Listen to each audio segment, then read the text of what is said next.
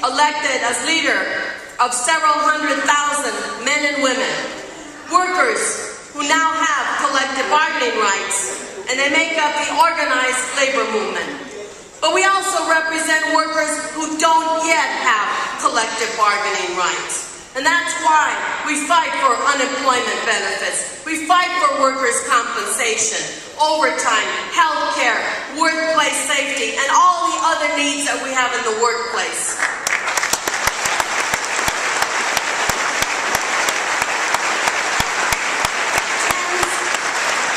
Tens of thousands of workers in Los Angeles right now are organizing and demand and want a union. But they face getting fired and suspended every single day.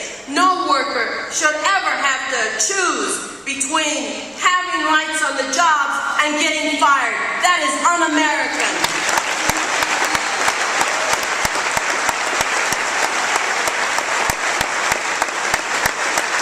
Sisters and brothers, we gathered today in Los Angeles at the same time that 1,500 actions are happening all across this country as a National Day of Action. Workplace actions, marches, rallies, teach-ins on 175 campuses. The Wisconsin flag is being raised by the longshore workers and flying above many ports throughout the country today.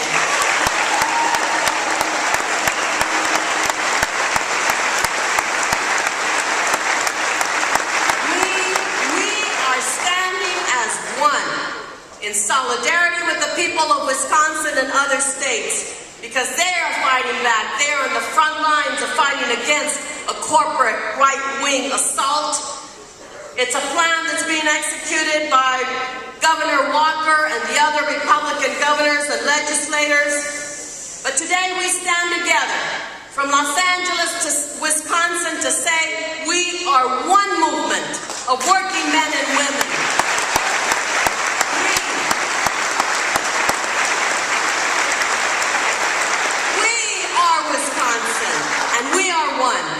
We will not be divided by public sector and private sector workers, by union and non-union, by race, by religion, by sexuality, by any means that they try to divide us.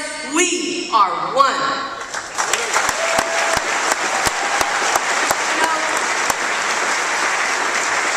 12 days into the people's takeover of Wisconsin's capital, I had the privilege to go to Madison with 161 workers from Los Angeles, from 40 different unions. How many of you?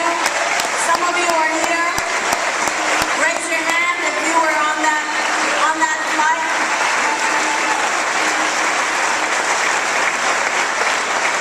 And you know, when we got to Wisconsin, we got a lot of stories to tell. But my favorite sign was, "It's about freedom." That was my favorite sign. Where but in America could an immigrant worker from Los Angeles join arms with a Wisconsin dairy farmer in a common cause? Where would a tattooed electrician travel side by side with a nurse still in her hospital scrubs? In support of teachers in Madison? Or a soldier in Afghanistan send money to feed the protesters? The people of Wisconsin woke up our nation. The people of Wisconsin woke up our labor movement.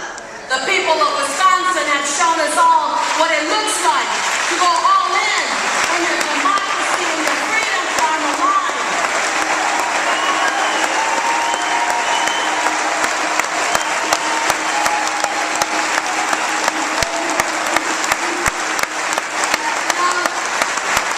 In Los Angeles, just a little over a week ago, on March 26th, we mobilized the largest labor community march in recent history with 20,000 people marching through the streets of downtown LA.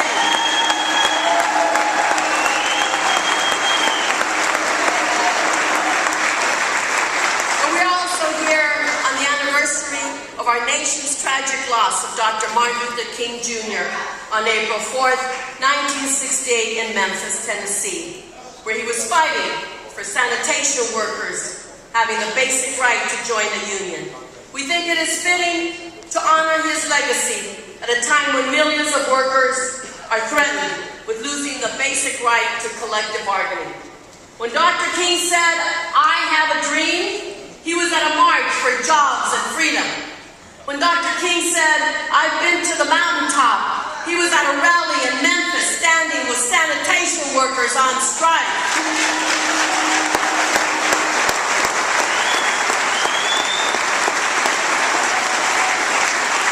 So,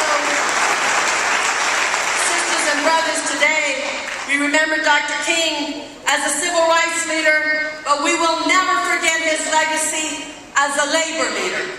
As a leader for the struggle of the rights of workers to unionize.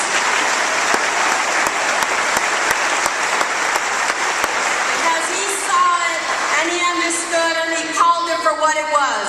The right to unionize is a sacred right to pull out of poverty and be treated with dignity.